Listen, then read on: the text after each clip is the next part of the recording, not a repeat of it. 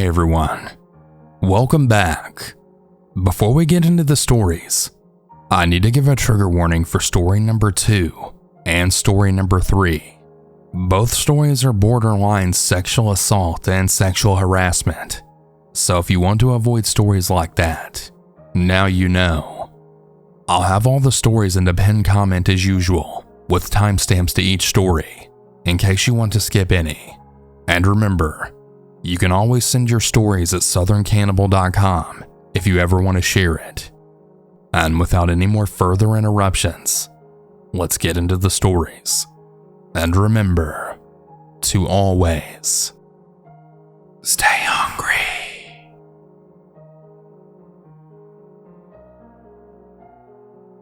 At the time of this story, I was 18 and I worked in a retail store nearby. I used to work mainly till 8 p.m., which during the winter would mean walking home in the pitch black dark.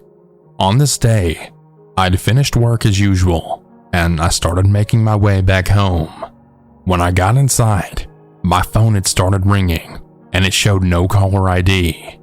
Curiously, I had answered the phone, and I could hear a muffled sound, and I decided to put the phone on speaker, but all I could make out was really heavy breathing. I responded back with, "Hello, who is this?" And there was a male voice on the other side. They started eerily laughing, which then turned into a serious tone, then saying, "Why did you leave me?" I asked again, "Who is this, and how did you get my number?" The eerie laugh continued, and just as I was about to hang up, I heard the words that then made chills run down my spine. "You know that I can see you, right?" I then immediately hung up and ran to close all of the blinds. I looked out the window, but I couldn't see anyone. I was honestly scared being alone in a house that I was meant to feel safe in. The next few days I spent looking over my shoulder, constantly feeling paranoid. About 3 days later, the buzzer would start going off during midnight, and whenever I would answer it, I would hear breathing. I eventually stopped answering it, and I would just let it buzz. I eventually started losing sleep, constantly feeling paranoid and scared, and my phone would still ring. But I just completely stopped answering all the no-caller IDs. Well, about a month later, my tenancy was finally ending, and I decided to move out into a different area. I also changed my phone number as well as my job.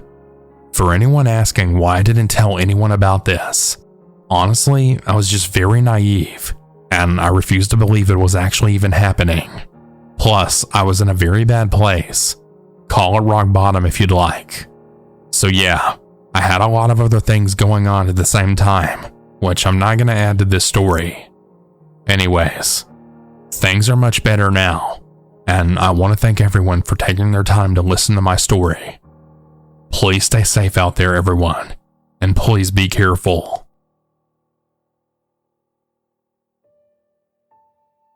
It was the fall of 2018, and I was in Tech College to earn my administrative assistant degree. I had decided to get it in order to help my father in his business. He built houses, and I worked as a secretary every summer. I took the placement test, and I found that my math skills were a bit rusty to say the least. So I elected to take a course to freshen up on it in order to better help my dad balance the company checkbooks and also better evaluate the wages of the employees that we had working for us. At the time, we had full-time workers and 2 part-time workers, but I digress. The story I'm about to tell you is one particular boy/man that I met in tech that nearly cost me my sanity and possibly my life. There was one boy in the hall where I did my math refresher course named Jack. He was what a lot of older people would see what they picture of a gothic person. Earrings all over, black greasy hair, and dressing in clothing that gave off the vibe of danger, or don't mess with that guy. I didn't really acknowledge him past the very sparing hi, or helping him with a problem that he was supposedly stuck on. He would always get way too close and smell my hair, then touch it, or try to touch my body. I'd move away into another desk, but he would always claim he was only messing with me. I reported him to the class monitor, but Jack would always weasel his way out some way. One day on my lunch break, my best friend Ray had said, "Hey Aalyah, Jack's eyeballing you something fierce. I'd stay away from him. He's a creeper." I laughed softly, then said sarcastically, "Yeah, no kidding, Ray. Thanks for that, Captain Obvious. I don't plan on going 50 feet near him." But that didn't really seem like a problem for Jack, as he always caught me in the hallway every time I headed back to class. "Hey babe," he said. I rolled my eyes and turned, glaring at him. "Okay, first of all, don't ever, and I mean ever, call me babe. I'm not your girlfriend, nor will I ever be. Second of all, buzz off. I have class, and I don't have time to deal with your bullshit." Bad move. He grabbed me by my throat and then pinned me to the wall, leaning in close as his other hand went to my jeans, and he then started to try and touch me. He then whispered, "Listen here, Bunny. You belong to me. This little pussy is mine. I'm gonna be claiming it soon enough, and you won't be able to stop me. Know that." He then let me go, and he walked away, back towards the commons area, then sang over his shoulder, "See you later, Bunny." Jack kept trying to get to me over the next few months, and I was a wreck. I told my parents what he'd done, and my dad, well, he was pissed. I told him that Jack had passed me notes that said the next day I'd be his. So my dad went with me to the college, and we talked with the headmaster and the counselor, and before anyone asks me, "Why didn't you do it the day that Jack threatened you?" I did, but they blew me off, saying there was no proof. But now that my papa was there, they were taking it way more seriously. There may or may not have been words of getting the police and a lawyer involved, but soon, I was heading to class with my dad, and the headmaster following us out of sight. Suddenly I felt Jack grab me harshly and then pin me to the wall with his body. He held me by my throat with one hand, as the other moved down to undo my pants and to try to get them down. Once again, he whispered into my ear, "Now little Bunny, you will be mine." But before he could make good on his plans, however, I heard a loud, deep voice then yell, "Get your hands off my daughter!" My dad came barreling towards us, and I then saw Jack look in shock, as my dad's strong left fist then clocked him in the jaw. Jack fell over. My dad then gathered me up into his arms as 2 security guards took Jack away. As they were, he was just looking at me and yelling, "Aalyah! Tell them we were fooling around! I didn't even hurt you! Babe, come on! Please tell them!" I didn't look at him, and this only made him struggle harder, then scream, "You little bitch! This isn't over! I'll get you for this!" I looked at my dad, scared to death at what Jack screamed would happen. He gazed back into my brown eyes with his blue ones, saying, "Don't worry, princess. He's not gonna come anywhere near you. And if he tries, well, he'll be damn sorry he ever met me." A few days later, I finally got my degree, and I kept working for my dad in the summer. I ended up getting a retail job that I worked during the time that I didn't work my summer job. And Jack had finally faded out of my mind. That is until one day, I was at my retail job, and my boss called me into the office. She had showed me an application and a photo of the applicant, asking if she should hire him because he had listed me as a reference. I then paled as I saw that it was Jack. I broke down, and I told my boss all about Jack and what he almost did to me. I said that I didn't feel comfortable being around him, and I really feared for my safety and the safety for others. She thanked me and sent me off, and Jack never did get the job. I'm doing better now, and I barely ever think of that dark page in my book of life. I'm doing well, and I've also discovered that I'm very personable, and I can spot things that most people can't see. So to Jack, my psycho goth would-be rapist. You really thought you had a scared little bunny, but you really messed with a tigress and lost.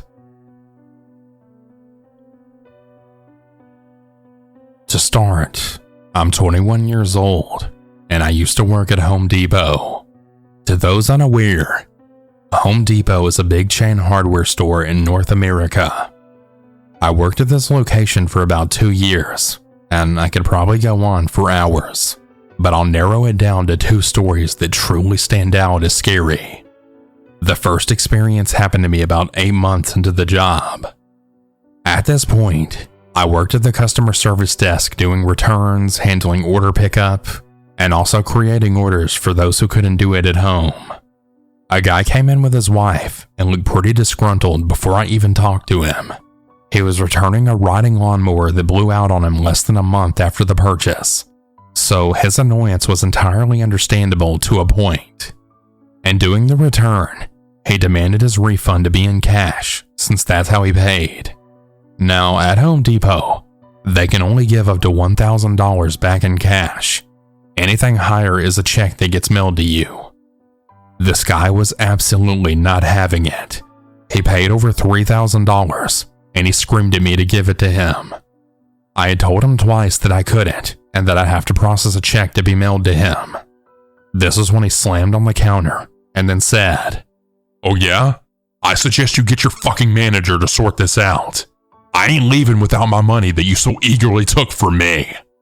I called my manager, who we'll call Jay for privacy, and I told him what was going on. He said he'd be up at the desk in a moment. Now, Jay was a manager that could be a hard ass when he wanted to be, but he didn't tolerate anyone disrespecting his employees. He told the guy the exact same thing that I told him.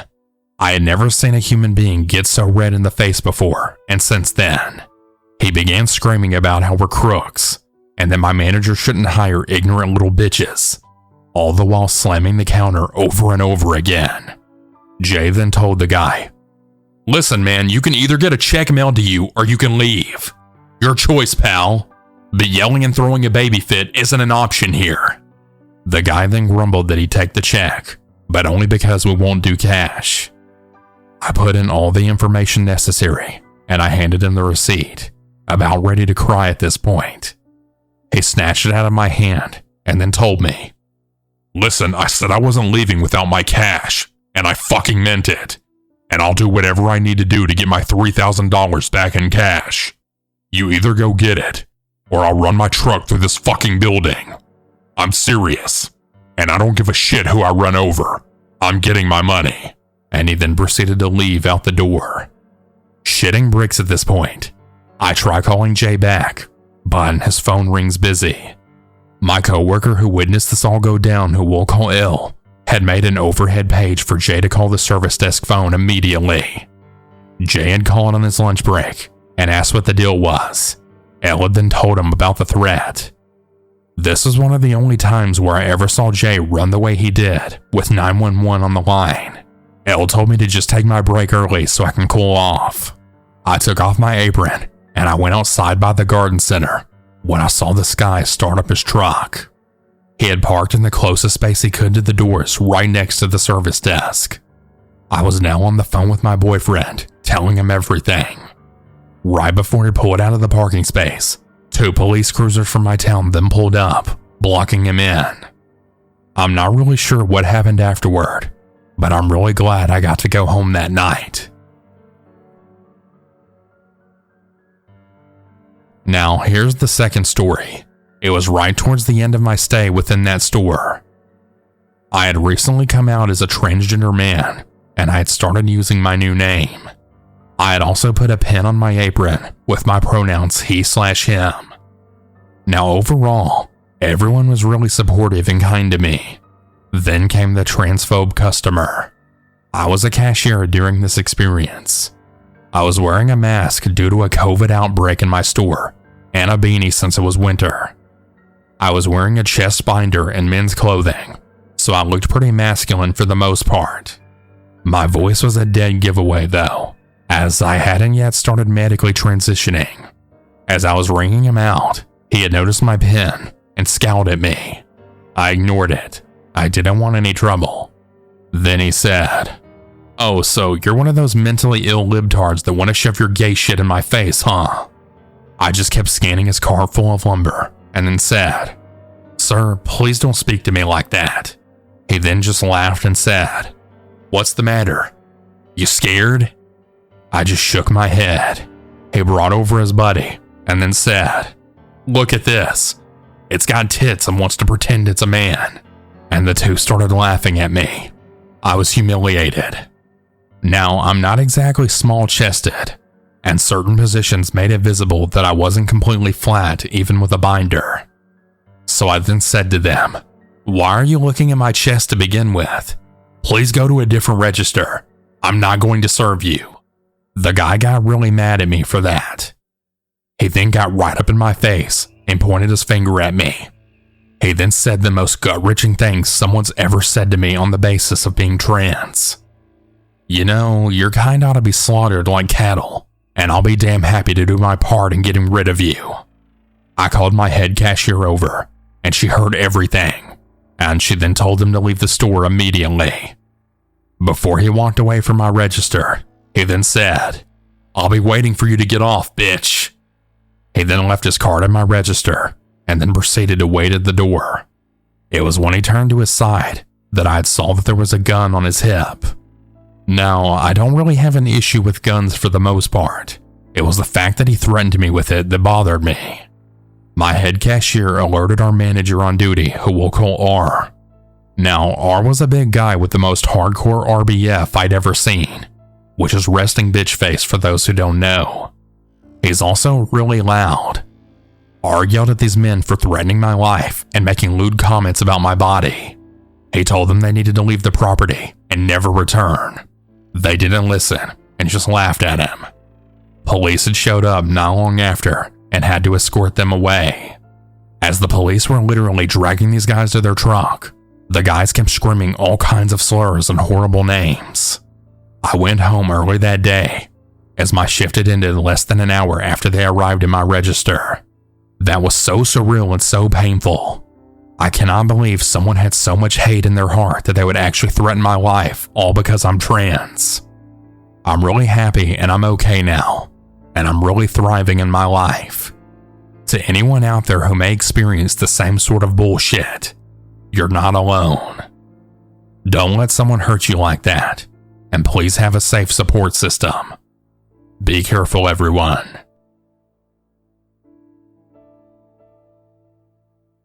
I'm a 5'6", 13-year-old female, and I have rather short, dusty brown hair and gray eyes. I've been told many times that I look much older than I am. I've been looked at by older people many times before. Now that you know this, I'll go on with my story. I'm the oldest of 5 kids, and every week my mom will go to Walmart for groceries. Well, last week she had brought me along, and our first stop was the shampoo aisle, and on the other side of the aisle was the hair dye. My mom had gave me permission to go get my color, and as I was looking, I had heard someone walk on the aisle with me. I turned and saw a rather tall guy that was most likely late 20s or early 30s, and he made direct eye contact with me. I looked away, and he got behind me. So close, in fact, that if I reached out my arm, I could have touched him. As I was figuring out which color I wanted, I saw out of the corner of my eye the man raise his phone up as if to take a photo of me. So I then panicked, grabbed the color I wanted, and I then walked very quickly back to my mom. I told her what happened, and she had told me to stay near her. My mom is one of those very protective mama bear types, and when I told her, she was already seeing red. As we went around the store, we kept seeing him, including when I went to the bathroom. My mom had told me that he walked past the door and looked at her, then walked away. Whenever me or my mom would look at him, he would turn down a different aisle, and it had really caused our anxiety to raise. We got all of this stuff on the list as fast as possible, but once we got to the register, my mom realized that I grabbed the wrong milk brand. She didn't want me to go alone, but I told her that I would stay in a place with a lot of people. My mom was just getting over bronchitis at the time, so I didn't want her to walk around any longer. She agreed to let me go, and she told me to stay observant of my surroundings. I told her that I would, and I grabbed the milk and walked towards the freezers. I had stayed close to a family, but they had walked to a different direction. When I got to the freezers, I had then realized that I was now completely alone. As I was switching out the milk, I had then felt as if someone was behind me. I turned around, but I didn't see anyone. But then, out of the corner of my eye, I saw the man. The same man from before. Luckily, he hadn't noticed me yet, so I took this opportunity to put an earbud in and start talking to myself as if I was on the phone with someone. The man saw me now, and he started to walk towards me. I turned to the side as if I didn't see him, and I had pretended to fix my earring.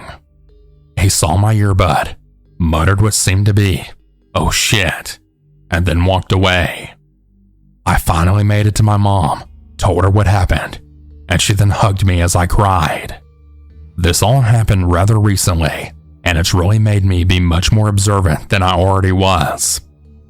No person out there, young or old, male or female, should ever have to experience this. Stay safe, everyone, and thank you for listening to my story.